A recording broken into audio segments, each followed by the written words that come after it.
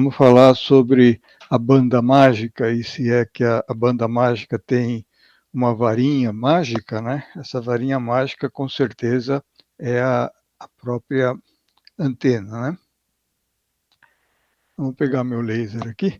Então, basicamente, hoje nós vamos falar sobre o segredo das antenas eficientes de 6 metros, aí com bastante foco nos conceitos básicos, tá? Vamos falar aí sobre ganho, diretividade e sobre testes de campo. Espero que seja bem proveitosa aí a nossa apresentação de hoje. Então vamos falar aqui sobre os conceitos básicos. Basicamente, o que é uma boa antena? Acho que é uma pergunta que depende muito para quem você faz ou para quem responde, né? Então, mas muita gente fala que a antena que tem um bom ganho, ou antena que tem muito ganho, é uma boa antena. Se tem pouco ganho, não é bom. Tem gente que fala que tem boa recepção, outros falam que tem uma estacionária muito baixa. Então, se tem estacionária baixa, bom, carga fantasma também tem estacionária baixa, né? Relação frente-costa, o pessoal gosta muito de termo relação frente-costa. Acho que era a única coisa que se conseguia medir no passado e ficou muito bem forte a relação frente-costa. Principalmente quando você quer virar para o norte, não quer escutar argentino, né? Mas tudo bem, também vale. Também tem pessoal do sul e do norte, então relação frente-costa às vezes é importante. Mas vamos lá, vamos ver os conceitos básicos de antena. Então, a melhor antena realmente é aquela que você tem e você pode usar. Esse é um conceito fundamental, né? Não adianta nada ser uma antena bonita na caixa ou no vizinho, você compra a antena, nunca instala, não resolve, né? Outro conceito muito importante é aquele tradicional. Se a antena não caiu, não é grande o bastante, podia ser um pouquinho maior, né? Então isso aí é bem básico. Mas vamos lá para as coisas mais sérias. Ganho é uma coisa muito importante. Mas realmente o que é ganho? Como é que a gente conserta realmente esse conceito? Esse ficou meio perdido no tempo, porque desde o tempo da faculdade as coisas mudaram muito. Hoje é tudo por computador, tudo simulação, cálculo numérico, então pouca gente se lembra dos conceitos realmente da antena. Basicamente, a antena tem alguma função básica, que é irradiar a energia para o espaço. E a segunda função é concentrar essa energia numa determinada direção, né? E o pessoal às vezes esquece, faz muito simulação com computador hoje em dia, esquece que tem um campo eletromagnético, que tem equação de Maxwell, vetores, interação do campo magnético, eletromagnético com a Terra, com o ar, com a matéria, né? Mas basicamente a diretividade da antena define o ganho da antena. Então essa que é a realidade. Se esqueceu muito porque o ganho de potência, que é o ganho de diretividade, vezes a eficiência, né? Então, é muito comum o pessoal se esquecer da parte de atividade e só falar ganho, ganho, ganho, como ganho de potência, né? Mas, na verdade, o que acontece é o seguinte, a eficiência da antena na recepção é muito diferente na transmissão, porque o campo eletromagnético tem que percorrer o meio até chegar na antena. Então, o que acontece na saída do sinal e na entrada é um pouco diferente. Então, vamos relembrar esses conceitos, né? Vou começar aqui com um livro que eu gosto muito, que é Art of War. Para quem leu, vai lembrar que a parte mais importante que tem para você conseguir um bom sucesso no que você está fazendo é conhecer o inimigo, entender o inimigo, conhecer, saber onde procurar, saber onde identificar e conseguir dar o tiro no lugar certo, né? E também, obviamente, escolher a arma correta, né? Isso aí já, aqui que a coisa começa a complicar. Nós vamos falar aqui um pouquinho do War. Esse War é muito conhecido, acho que todo mundo conhece aí o War, né? Nós temos o War, temos o radioamador, né? Temos aí também o caçador, temos o pescador, é tudo contador de vantagem. Não vou falar que é mentiroso porque é muito chato, mas é mais ou menos assim. Mas tem uma coisa em comum com todo esse pessoal que termina em War, que tem que selecionar o equipamento. Conforme que você quiser fazer, você tem que ter o equipamento certo. Se é um astronômico, né, está vendo astronomia, você tem que ter o equipamento certo. Se você vai ver à noite, você tem que ter uma coisa de visão noturna, né? Então, o equipamento é fundamental. Acho que nós vamos falar um pouco sobre isso aí.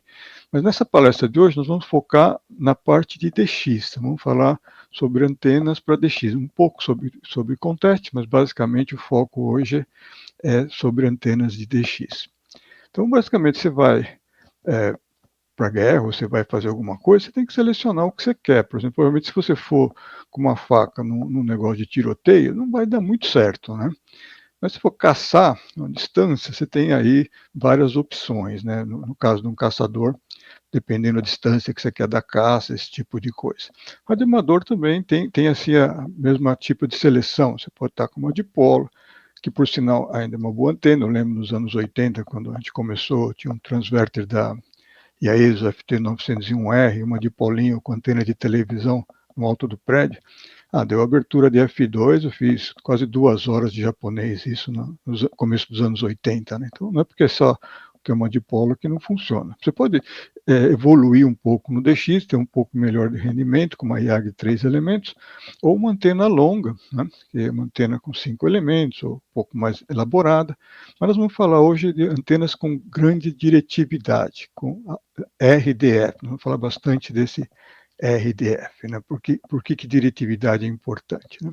Então, vamos lá na nossa caça, como a gente está falando de exemplo, né? Vamos caçar uma onça pintada. Bom, mais ou menos. O pessoal já me falou que hoje em dia não posso mais falar sobre caçar onça pintada, mas aqui é uma simulação, né? Me lembrava do meu avô, que trabalhava morava na Mogiana, né? Alta Mogiana.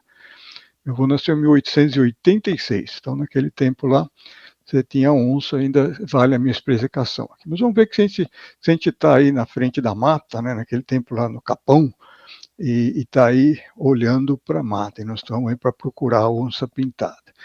Realmente, dependendo do equipamento que você tem, você vai ficar um pouco complicado de entender. Por exemplo, aqui na tela, dá para prestar atenção. Se você não tiver um bom equipamento, você não vai conseguir enxergar, por exemplo, esse pedacinho aqui. Olha o que está acontecendo atrás do toco aqui, ó.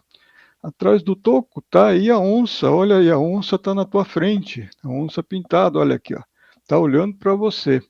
Mas se você não tem uma relação sinal-ruído, você não tem um foco, você não consegue concentrar a tua visão numa área pequena, você realmente não vai conseguir ver a onça que você está procurando. O DX é muito semelhante. Tem muita distração, muita informação, mas a informação que você precisa, você tem que ter foco.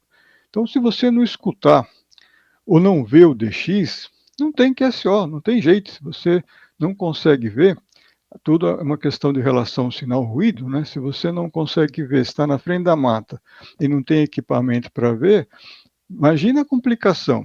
A onça pode te pegar, você fica lá esperando, a onça já foi embora. Ou pior, imagine se você começar a dar tiro sem enxergar, ficar dando tiro no escuro, ficar chamando, tentando caçar o Diex ou caçar a figurinha sem escutar. É muito mais complicado. Você pode atirar no vizinho, atirar no teu amigo aí de lado, atirar no pé. Pensou que complicado? E tem coisas mais complicadas. Por exemplo, eu estava com o Fred falando ano passado em TEP, nós estávamos em SSB, em fonia, ainda existe, por enquanto ainda tem essas coisas. A gente estava falando em fonia, que era 125, 50.125, alguma coisa assim. Não era lá embaixo. E, de repente, o Fred desapareceu. Aí depois ele acabou me ligando no WhatsApp, né, que hoje a gente tem isso aí, e falou, olha, é impressionante, você desapareceu e apareceu um VK8 e um VK5. Eu estava com a antena virada para você, a gente estava falando, de repente, assim, no final da tarde, era trânsito equatorial, aqui devia ser umas 6 horas, aí no Brasil devia ser umas 8 horas, ou um pouco mais escuro, né? E o Fred falou com um VK6 e VK8. Você tem um outro colega aí perto que escuta? Né? O Fred está falando com a Austrália.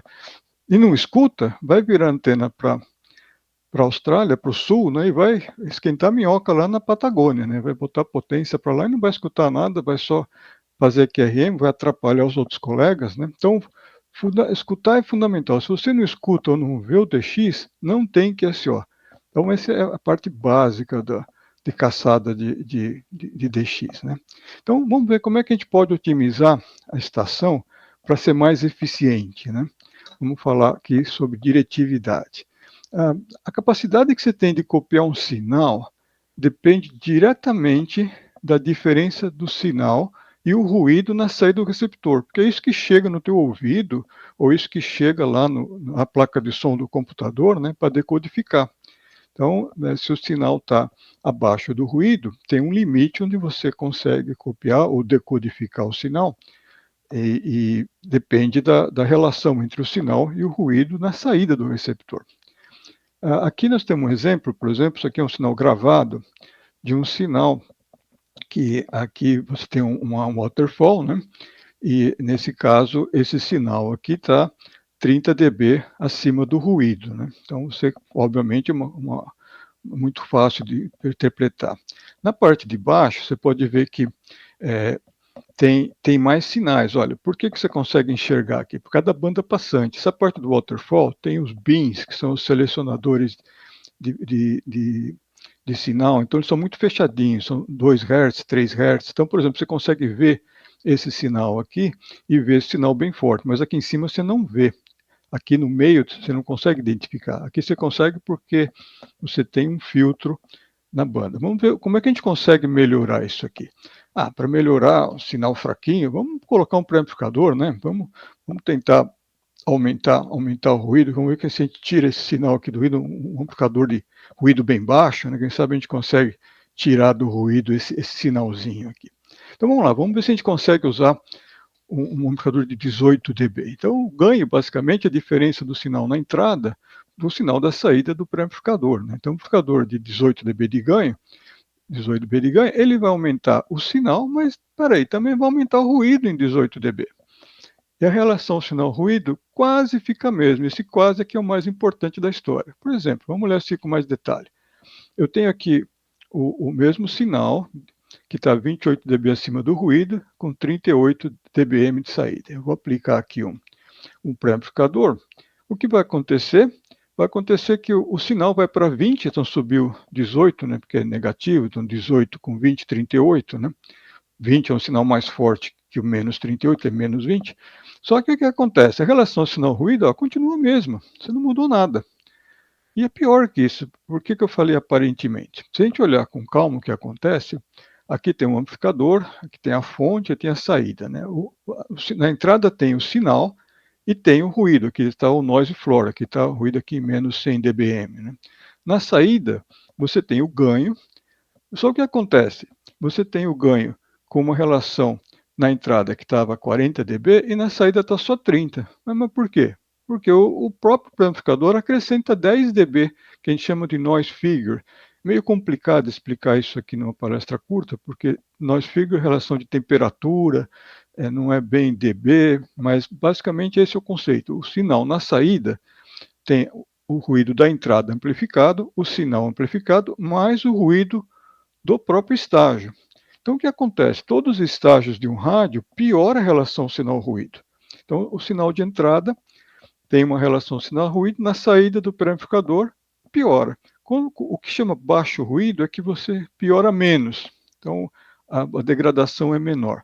Mas todo o estágio analógico faz isso. Os digitais hoje com SDR têm algumas vantagens de disseminação, de cálculo matemático complicado. Tenho certeza que vocês escutaram alguma coisa sobre isso aí também hoje, ou ainda vão escutar amanhã.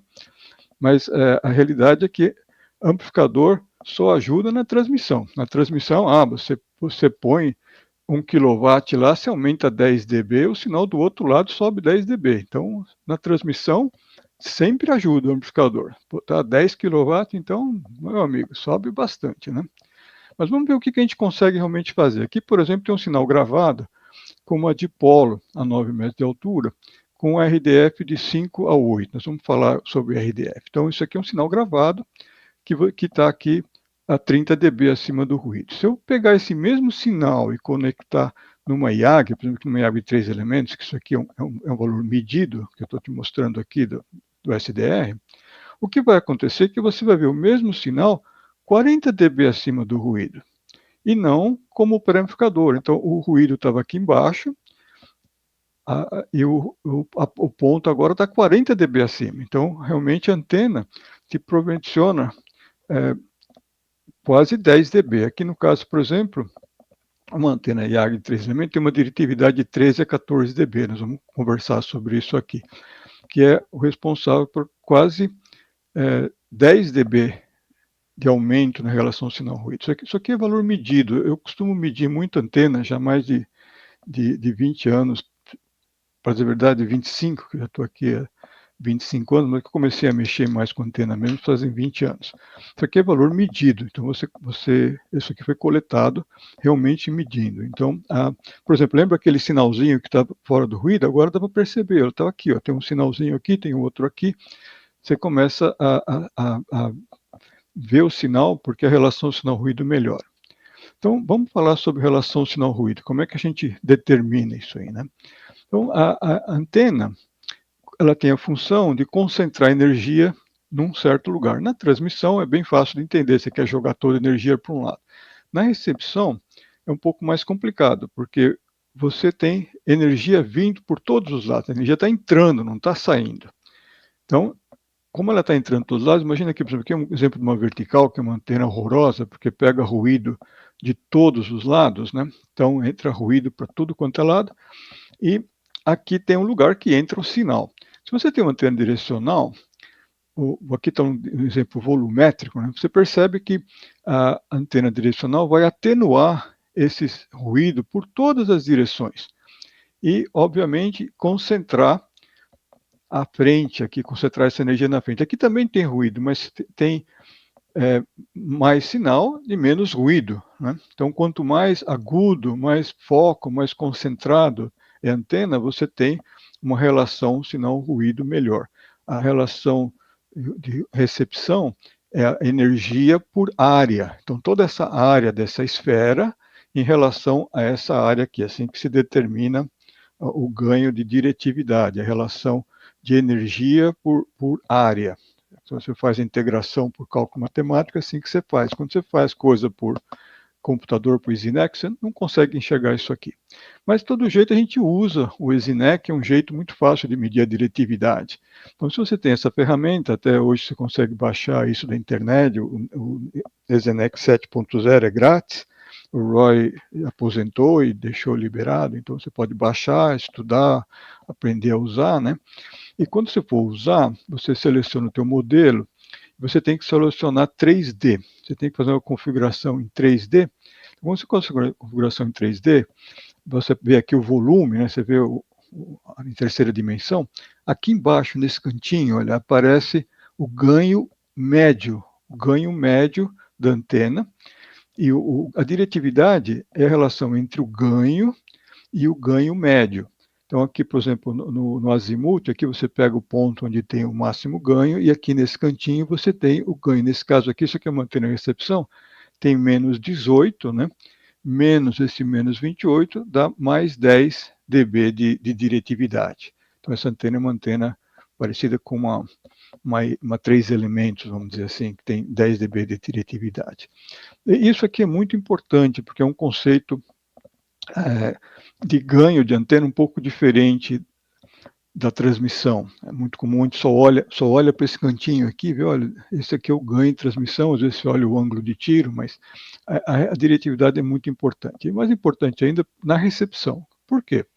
A diretividade na recepção é o seguinte, o sinal que sai do receptor sofre a mudança de ganho pelo AGC. O AGC o controla a saída. Então é muito difícil você saber se você aumentou ou diminuiu o ruído, a não ser que você olhe no S-meter, mas o AGC controla a saída de áudio, né? Quando você está no nível do ruído, para você tirar o sinal e copiar o sinal do ruído, 1 dB faz diferença. Mesmo que for em FT8, você sabe que você está lá menos 24, menos 25, é diferente se você decodificar ou não decodificar o cara. Em telegrafia, 3 dB, você está copiando o cara ou não. Tem gente que consegue copiar abaixo do ruído, acima, dependendo da banda passante. SSB, você precisa estar 10 dB acima do ruído para você escutar, para conseguir entender.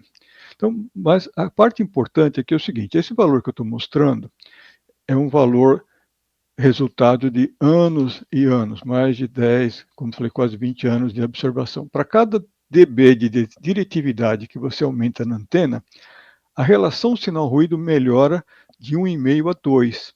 Isso é um valor medido, é um valor empírico. Eu medi isso aí muitas vezes, tem às vezes um pouco mais, um pouco menos, mas é bem perto de 2, é mais perto de 2 do que de 1,5.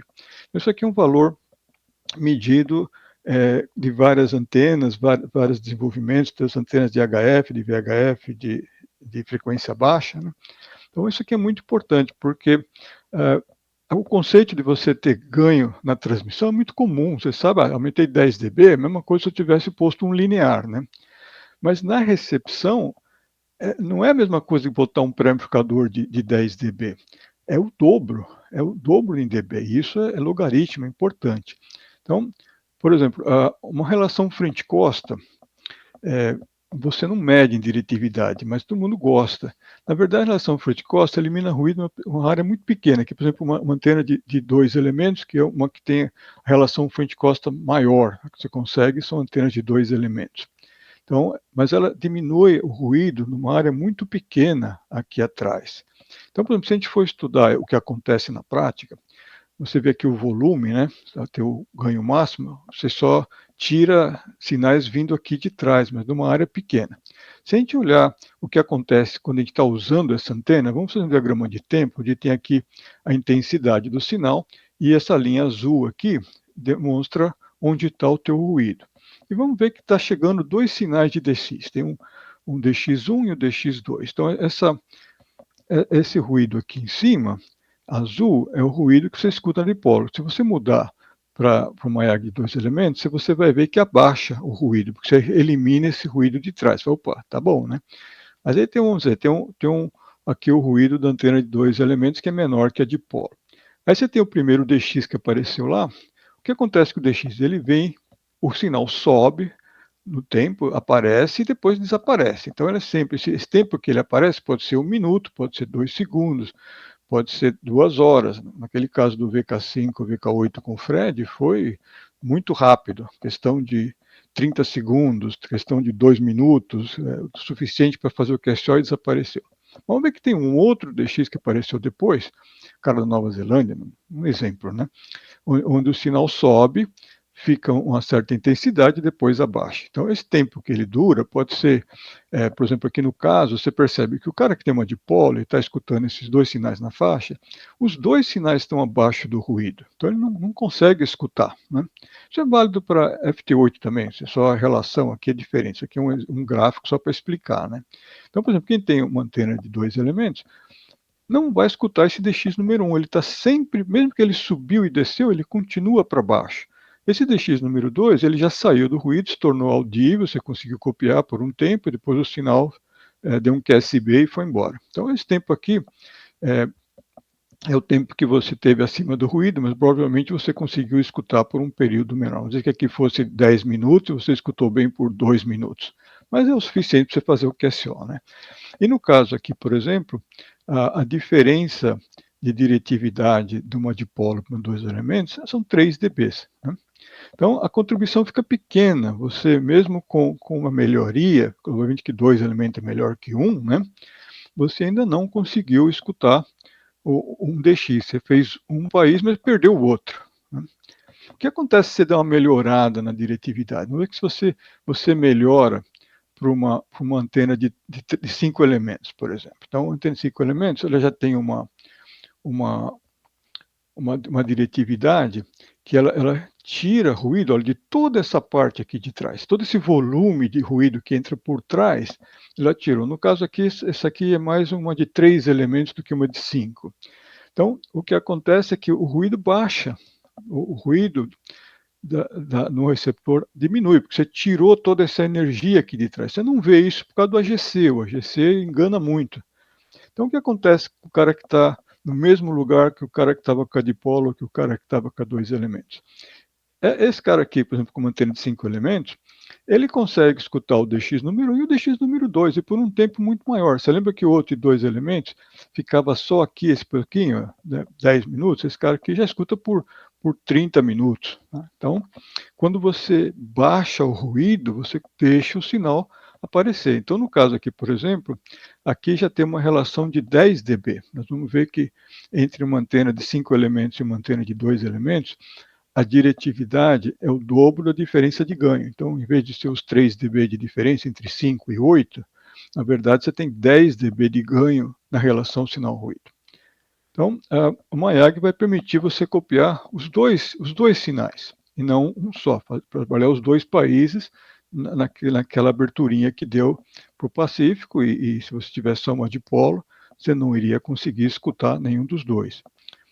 Então, como é que a gente considera a diretividade em relação às antenas que a gente conhece? Então, por exemplo, se você tem aqui um MAYAG de um dipolo ou uma vertical, eles também têm, dependendo da construção, uma certa diretividade, vai de 5 e 8 dB. Uma antena de 2 elementos vai aqui perto dos 12 dB de diretividade. Uma cúbica de quadro, um pouquinho pior que a 3 elementos, está aqui por 13. Já uma antena de 5 elementos já chega a quase 14 dB de diretividade. Isso aqui não é ganho, é aquela medida de diretividade que eu falei, né?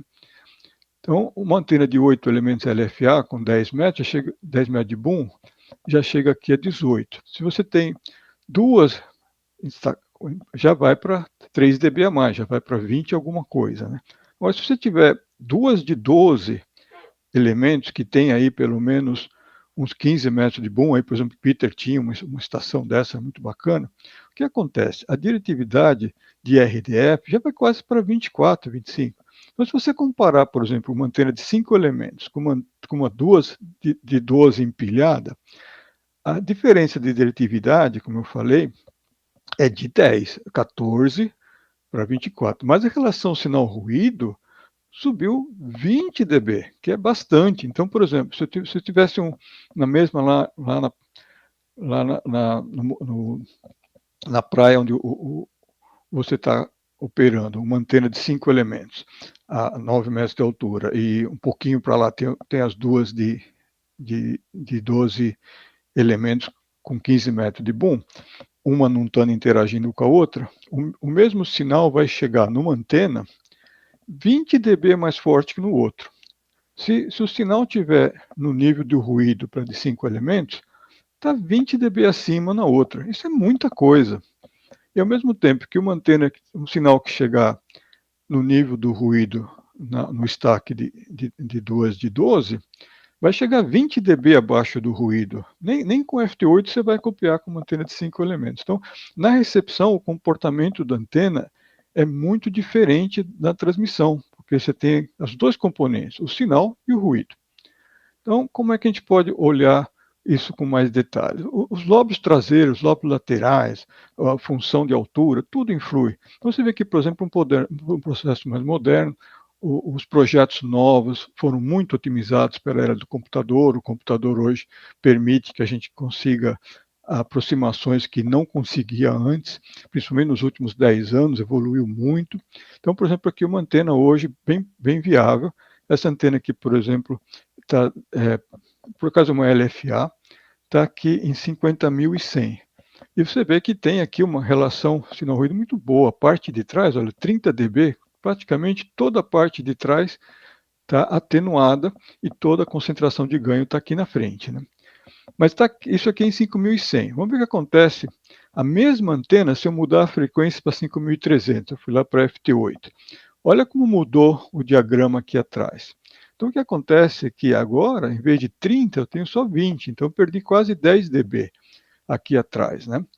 E só mudando de frequência. Uma coisa que tem que tomar cuidado, que essas relações frente-costa, esse diagrama bonitinho que aparece, não é bem a garantia que a antena vai funcionar bem. Tem antenas que são mais largas ou com Q mais baixo, que é como a frequência pela banda passante, ou seja, que você muda de frequência e a relação frente-costa não muda muito, a estacionária não muda, e tem outras que são bem agudas, né? Então, mas o que tem que prestar atenção é que o diagrama muda para cada frequência. Dependendo do projeto que você tem, você tem que ter certeza que você otimiza a antena na frequência que você vai operar. Se você gosta de FT8, otimiza a antena lá para FT8. Se você gosta de CW, vai lá para baixo, né?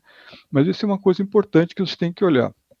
Então, por exemplo, aqui, as antenas mais modernas evitam as coisas com mais de 10 anos.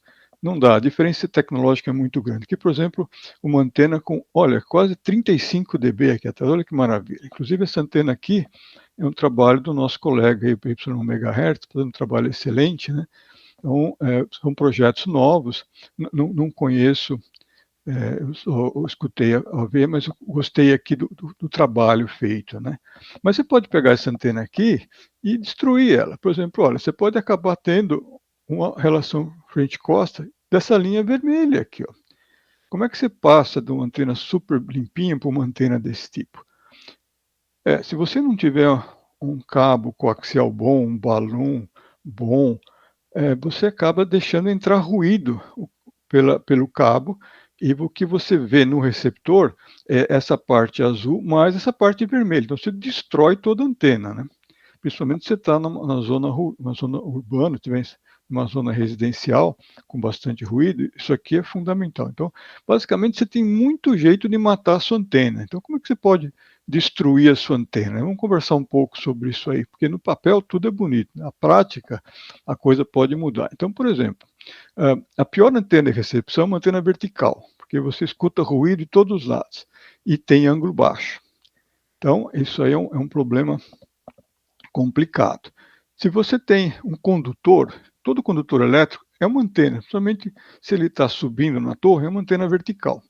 Se você deixa a malha do cabo aberta, conector mal feito, o ruído entra. Então você vai encher no receptor o sinal da tua IAG super moderna com o ruído danado do teu cabo da antena.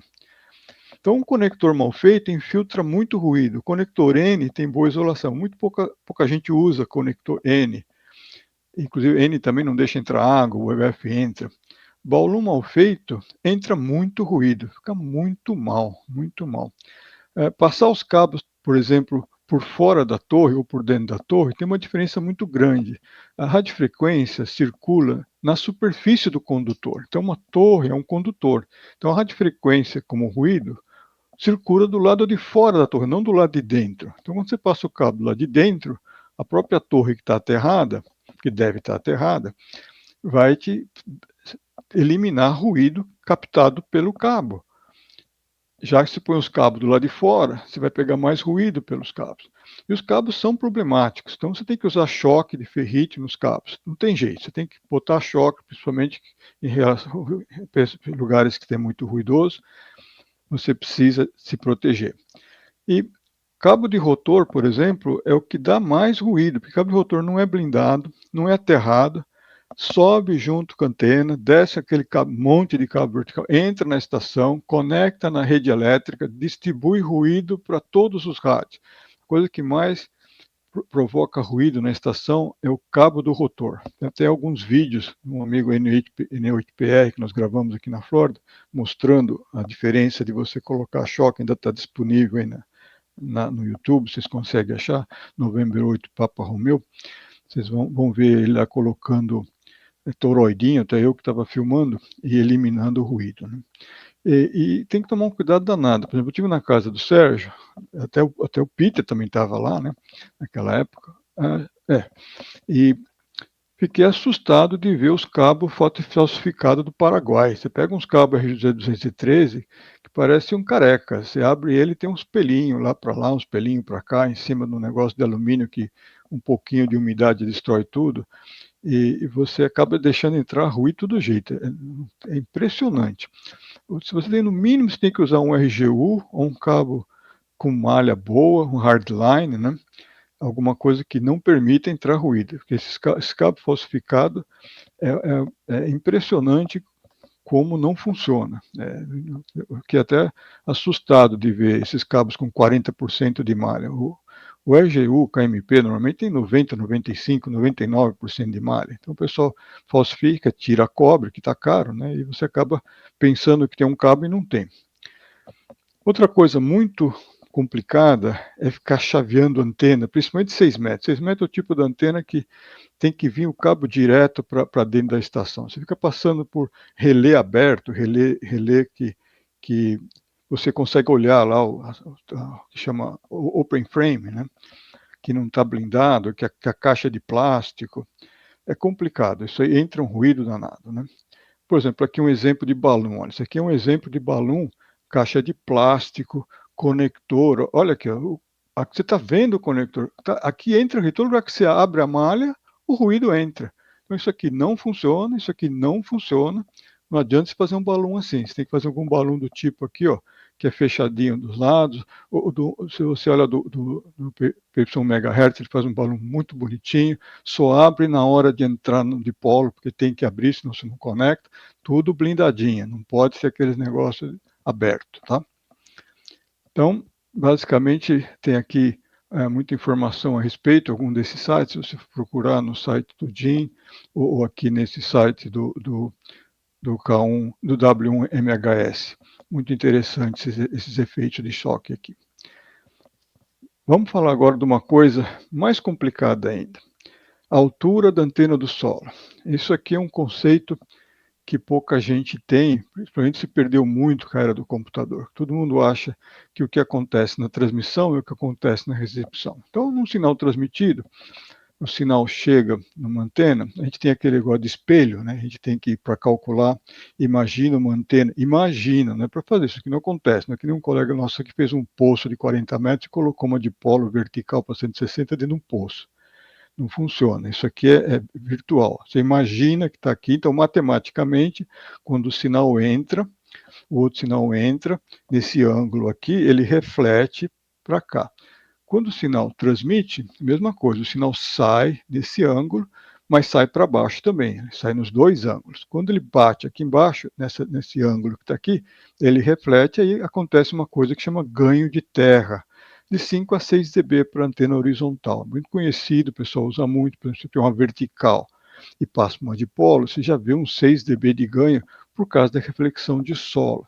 Isso aqui é interessante porque é fácil de ver no computador, mas o conceito é diferente. É um campo eletromagnético, uma onda eletromagnética, que tem uma componente elétrica e um componente magnética, interagindo com a matéria, que no caso está no ar e entra aqui na Terra, por exemplo. Esse tipo de conceito é complicado, mas tem alguns aspectos super importantes na recepção. Então, vamos imaginar aqui, por exemplo, uma antena numa certa altura, e a gente tem aqui uma superfície relativamente plana, o nível de ondulação é pequeno, obviamente isso aqui é um exemplo, você não vai querer fazer a mesma coisa em São Paulo com um monte de prédio, mas basicamente o sinal chega na antena de recepção do mesmo jeito que ele chega no mesmo ângulo aqui no solo. O que acontece quando o campo eletromagnético acha o solo com uma densidade muito maior que o ar? Acontece uma reflexão. Então, essa reflexão, o sinal sobe e chega na antena. É bem diferente da transmissão, porque na transmissão o sinal sai desse ponto. Aqui o sinal chegou e chegou. Mas a diferença é o seguinte: quando o sinal horizontal interage com a alta densidade do solo, ele gera uma imagem 180 graus, ao contrário. Então, um sinal horizontal perto do chão, o sinal que está chegando perto do chão, é cancelado pela sua própria imagem. Quando ele começa a subir, ele muda de fase. Quando ele chega aqui, o que acontece? Você tem um sinal chegando nesse ângulo direto de cima e um chegando pela Terra. E eles têm fases diferentes. Então, dependendo da fase, existe um cancelamento aqui, nessa altura. Não tem nada a ver com a antena, é só o sinal eletromagnético que está chegando na antena. Ele, por ser horizontal, reflete 180 graus. Se fosse vertical, ele reflete a zero a zero. Então, a reflexão de um campo elétrico vertical, a saída tem a mesma fase. De um campo horizontal, a saída, que é a subida aqui, é 180 graus fora de fase, é menos 1. Então, o que acontece na antena é que o sinal que chega na antena varia de mais a menos 6 dB. É uma unidade S a mais ou uma unidade S a menos, quase 2 unidades S aqui. Se a gente for olhar isso com mais detalhe, aqui tem um diagrama da antena em diferentes alturas, você vê aqui a altura, e aqui realmente é a altura que o sinal está chegando, não tem nada a ver com o ganho da antena. No caso aqui tem um gráfico de polarização horizontal, e aqui na direita, eu estou aqui, uma polarização vertical. Esse sinal todo de bolinha aqui é a intensidade do sinal em água salgada. Esse tracejado aqui é água doce, quem está na represa, o pessoal da serra lá, né? E esse preto é terra. Então você vê que para sinal vertical, a maior intensidade ocorre perto do solo. Aqui, por exemplo, quando está água do mar, ou quando está um pouquinho para cá, ou aqui mais alto, aqui quando está a 2,5 comprimento de onda. Para o sinal horizontal, a atenuação, quando está muito baixa, é muito grande. Praticamente não existe sinal horizontal perto do chão. Isso vale para qualquer frequência, para qualquer tipo de antena. É só o sinal que chega, nós estamos falando do sinal que chega. O sinal que foi transmitido está lá do outro lado, onde foi transmitido o sinal, aqui onde está chegando. Então você vê que o sinal começa a subir quando você levanta a antena do chão, até o máximo aqui, ó, tanto água salgada, água doce ou terra, é bem parecido. Então aqui, por exemplo, um comprimento e meio de onda, você sai do mínimo e vem para o máximo, né? Então você tem um máximo de sinal chegando na antena. No caso, por exemplo, de polarização vertical, o máximo está aqui com 2,5 de comprimento de onda. No caso, então, o sinal máximo e mínimo se repete a cada 1,5 comprimento de onda, como se fosse uma curva de onda estacionária. Aqui, uma senoide retificada, por exemplo, né? No caso do horizontal, e mais uma senoide aqui no caso vertical. Então, o que acontece? O sinal máximo e mínimo ocorre a 1,5 comprimento de onda. Isso para qualquer frequência num determinado ângulo, né? Então, por exemplo, fazendo as contas aí, que o pessoal deve estar fazendo as contas, você pode ver que o sinal varia entre esse mínimo aqui, ó, e esse máximo aqui, quase 16 dB. Você pode chegar aqui de zero, olha aqui esse ponto aqui, ó, a 3 comprimentos de ondas, até esse ponto aqui, ó, dá quase 16 dB. Isso é muita coisa. São quase 3 unidades S. É muito sinal de diferença. E acontece também no mínimo, olha aqui, ó, você subiu mais um comprimento e meio, de 1,5 para 3, você tem um mínimo aqui, 16 dB a menos. Então, isso aqui é uma coisa que tem que tomar muito cuidado na recepção e que não é igual na transmissão. Então, o que a gente olha de maneira a sinais conhecidos, por exemplo, já fizeram as contas aí que para 6 metros, 1,5 comprimento está aqui perto de 9 metros, né? Então, aqui teria o maior sinal entrando na antena. Não tem nada a ver com o ganho da antena. Se é uma dipolo, se é 5 elementos, se é 10, num lugar plano, com as condições que a gente colocou, o sinal recebido é máximo aqui. E repete de novo a cada 1,5 comprimento. Ele vai para o mínimo e vai para o máximo, vai para o mínimo e vai para o máximo. Então, isso é importante porque o sinal recebido varia até 16 dB em relação à altura da antena do solo, que não tem nada a ver com o tipo de antena, tamanho de antena, é onde você está com a tua antena. Quando você tem antena muito alta, acontece um outro fenômeno. Cada vez que você dobra a altura da antena do solo, o sinal transmitido, o ganho, aumenta para ângulos baixos. O ganho máximo é o mesmo, não muda. Você tem uma antena de 18 dB, ela está a 30 metros ou está a 10 metros, o ganho é 18 dB, mas o ângulo de tiro muda. Se você estudar ângulo baixo, por exemplo, 0,1 grau, você coloca em elevação lá no EZNEC e põe para 0,1 grau em vez de 1 grau, você vai perceber que cada vez que você dobra a altura, o sinal aumenta de 6 a 12 dB. É muita coisa. Eu tenho aqui, por exemplo, uma antena a 20 metros e uma antena a 40 metros, é o dobro. Tem hora que eu escuto coisa na antena de 40 metros, a 40 metros de altura, que é 4, 3, às vezes 5 unidades S mais forte que a antena de baixo, por causa do ângulo. O ângulo baixo, 0,1 graus, por exemplo, para DX, alguns DX, alguma propagação de esporádica E, pede ângulo muito baixo. Então tem coisas que você tem aqui, quando você está muito alto, embora você pode ter um mínimo aqui, ó, volta a ter um mínimo, você tem uma questão de ganho por ângulo. Então, é uma coisa muito importante quando você for considerar onde você vai montar a tua estação, o pessoal que está aposentando, está saindo do ruído da cidade, está indo para o campo, está preparando alguma estação melhor, estudar esse aspecto da altura da antena. Então, isso vale para todas as frequências. Por exemplo, aqui é um gráfico onde tem as frequências aqui em megahertz, de 7 a 60, então de 40 metros até 6 metros, né? E aqui vários ângulos, 1 grau, 2 graus, 3 graus. E a altura aqui, por exemplo, para 6 metros, tudo acontece entre 1 e 3 graus, um pouquinho para baixo. Então, a antena ideal para antena de recepção de 6 metros é entre 10 e 15 metros, né?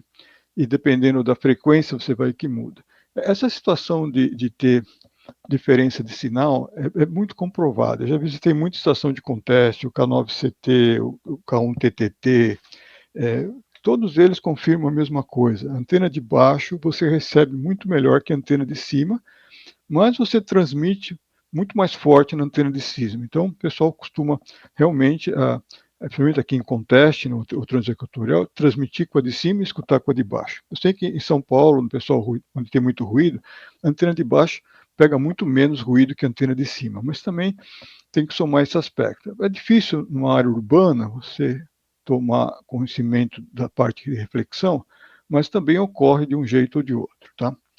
Então, se você quiser estudar mais esse assunto, isso aqui foi muito definido pelo CAI, o Kilo Eco 4 Papa Tango. Ele é o editor-chefe da revista QX, da QST, na ERL, um cara muito estudioso, ele trabalhou na, no programa espacial da NASA, com o Shuttle, com aqueles programas de rádio, trabalhou na Motorola, um engenheiro com PhD, muito experiente, e ele tem uns artigos muito interessantes sobre a mudança de intensidade do sinal, sobre a altura da antena. Isso aqui você consegue aqui na QX ou na QST, uma leitura muito interessante e válida para todas as bandas, para todas as frequências. É muito interessante esse assunto, mas aqui não dá tempo de a gente olhar tudo isso aqui. Então, basicamente, já que a gente sabe o que é uma antena boa, a gente pode olhar, comprar, escolher, mas no papel é tudo bonito. E o que acontece quando você está no campo? Então, por exemplo, aqui tem um exemplo da minha antena de 8 elementos, uma LFA 40 metros de altura, onde eu medi o diagrama de radiação a 130 usando um programa chamado Polar Plot. Até o Fábio, que está aí com vocês. Oi, Fábio. Bom, me ajudou, ele passou o sinal. E o que eu faço é o seguinte: eu preparo o AGC, tiro o AGC do rádio, calibro o máximo de sinal quando ele está de frente para mim, numa escala, né? E do outro jeito eu faço uma medida do tempo que o meu rotor demora para andar os 360 graus. Então eu começo a medir e soltar o rotor ao mesmo tempo, e o programa começa a me plotar a intensidade do sinal até terminar. Dá para ver por esse plot aqui que a minha antena não estava aquilo que eu esperava, né? Você vê aqui a parte de trás tem uma relação frente-costa bem perdida aqui. Então aqui alguma coisa está errada. E estava realmente, quando depois que eu baixei a antena, eu vi que eu errei o diretor número 1, ele estava mais comprido, ele não entrou, não encaixou direito, estava mal feito. Então, medir é super importante. Então, você vai no site aqui embaixo, desse o Golf 4 Hotel Fox Quebec, tem informação, tem um monte de coisa, você pode fazer um download e você pode efetivamente medir as suas antenas para verificar se ela está otimizada na frequência que você tá usando, né? Então você faz medida em várias frequências, pede para um colega te dar um sinal, alguém de perto, e você vira a tua antena e ao mesmo tempo você tira esse polar plot. Isso aqui funciona para antenas de HF de 10 metros, de 20, de 6 metros, 2 metros. É importante você medir para saber realmente o que está acontecendo. Se você tem problema de ruído, você vai aparecer aqui embaixo, você vai começar a ver que a parte de trás é bem distorcida, né? Aqui no caso, é a minha estação do ano passado. Hoje minha torre está baixa, você vê que esse coisa é muito passarinho, aqui tem uma LFA de 8 elementos, aqui tem duas antenas empilhadas para conteste, falei que a gente não ia falar muito de conteste, mas vale a pena conversar sobre essas duas antenas, porque ela dá um bom ganho, são 3 dipolos em anel, chama Big Wheel. Eu consegui manter 180 QSOs por hora no conteste ano passado em 6 metros, 6 metros aqui é muito popular, por causa esporádica aí, áreas muito populosas, como Nova York, Chicago, Califórnia. Então, com isso aqui eu consigo. Mas o que eu botei esse slide é para mostrar a separação. Aqui, por exemplo, você vê que a antena de 8 elementos está separada, quase 8 metros desse outro conjunto aqui. Aqui tem 40 metros, aqui tem 20 metros. Então, aqui na minha estação tem aqui a LFA de de 6 que está a 38 metros, tem duas Big Wheel aqui a 25, 30, e aqui embaixo devia ter uma debaixo desse disco de micro-ondas aqui, devia ter uma de 6 que ainda estou terminando ela. Então tem antena de 20, de 220, 430 e outra antena de 6 metros. Mas a importância que eu coloquei aqui é para ressaltar a importância da distância entre as antenas. É isso que nós vamos falar agora sobre, nós falamos onde você coloca em relação ao solo, e vamos falar agora como se coloca em relação às outras antenas. Então, por exemplo, aqui está um detalhe da Big Wheel, para quem tiver interesse. Hoje em dia isso aqui é interessante também para DX, porque começa a ter abertura, que nem aquela do Fred, que escutou a Austrália com a antena virada para os Estados Unidos. Se você tiver com a antena para qualquer outro lado, você ia perder. Então, às vezes, esse tipo de antena aqui ajuda. É um segredo que tem para você escutar com ganho, um ganho aqui de uma YAG de 3 elementos, até um pouquinho mais, em todas as direções, né? Então aqui tem um exemplo de empilhar 4, eu só empilhei 2. A NIMO, você consegue essa antena aqui pela NIMO, ou é fácil de construir também, não é muito complicado de construir não, mas na verdade são 3 dipolos alimentadas pelos cantos. Então, esses cantos aqui são como se fosse linha aberta, aqui tem um isolador, e aqui tem as dipolas. Mas a distância entre elas é fundamental, porque para ela interagir tem uma coisa chamada de captura. Então, por exemplo, essas aqui são 5 metros entre cada uma. Então, a metade disso aqui é 2,5. É muito importante, porque cada antena dessa tem uma área de captura. Então, quando você coloca elas todas juntas, as áreas de captura se somam em vez de subtrair. Então, isso que acontece quando você põe várias antenas. Então, por exemplo, a área de captura da antena, quando você tem a especificação do stack, é metade do stack. Então, por exemplo, aqui tenho duas antenas de frequências diferentes, uma de frequência mais alta, uma de frequência mais baixa. A distância do stack é o dobro disso aqui. Então, por exemplo, se essa antena de cima fosse uma antena de 2 metros e o stack seja 4 metros, a área de captura é 2 metros para baixo e 2 metros para cima.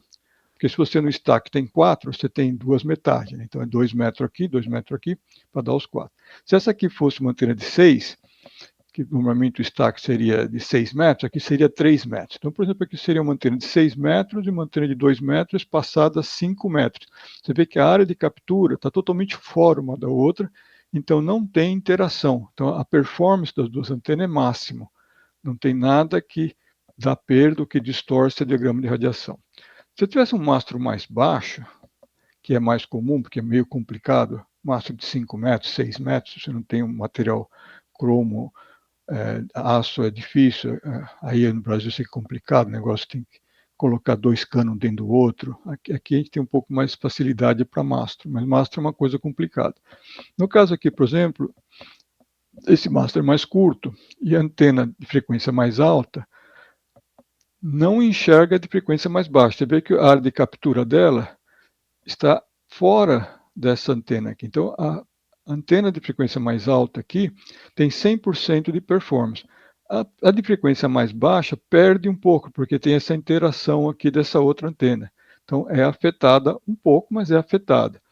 Mas tem uma situação pior, onde as duas antenas estão dentro da área de captura. Então, aqui no caso, a antena de frequência mais alta sofre uma grande influência da antena mais baixa, porque a antena mais baixa está dentro dessa área da antena mais alta. Então, por exemplo, se aqui fosse uma antena de 6 metros e uma antena de 20 metros ou 15 metros, é uma tribanda,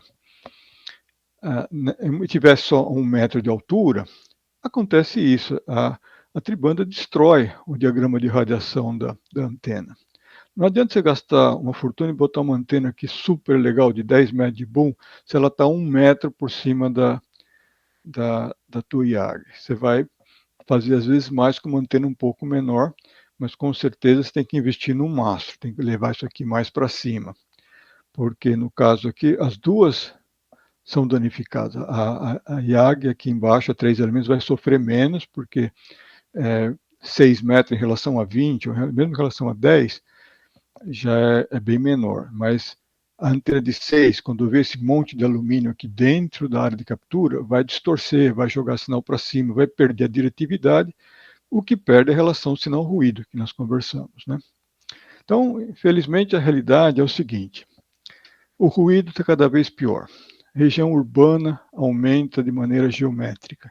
Então, aqui, por exemplo, agora, nessa lista aqui, eu já colocaria, em vez de lixo eletrônico chinês, seria colocar painel solar, veículo elétrico. Por exemplo, veículo elétrico é complicado, quando ele está andando na rua, não é tanto, mas quando ele para em casa e liga no carregador para carregar o carro elétrico, quando ele chega na garagem, aquele carregador chaveado lá, fica até aquilo carregar, meu amigo, é um ruído danado. Não tem lei para esse negócio, é muito complicado. Então, o que a gente pode fazer? Bom, vamos parar, vamos desistir? Não, tem coisa que a gente pode fazer. Nós vimos aqui hoje que tem muita coisa que você pode melhorar em sua estação, né? Bom, podemos rezar também aqui para o Fred, para o Ego, aqui no tempo aqui que o pastor Fuso, a gente fez aí na igreja, fez lá uns pedidos para rezar, para eles fazerem os DX, mas também não sei se funcionou bem, não. Acho que não deu certo, não. Todo jeito é o seguinte, o único jeito de você melhorar a sua estação é antena. É o único lugar onde você consegue melhorar a relação sinal-ruído e onde você consegue escutar. Porque, como nós falamos, se você não escuta, não tem DX, não dá para você ficar dando tiro no escuro, chamando no escuro, o blind call, que eles chamam, né? Não dá, você não vai conseguir ter resultado. Então, realmente, eu espero que vocês tenham aproveitado aí um pouco os conceitos, né, que tenha um dia com bastante informação, coisas novas,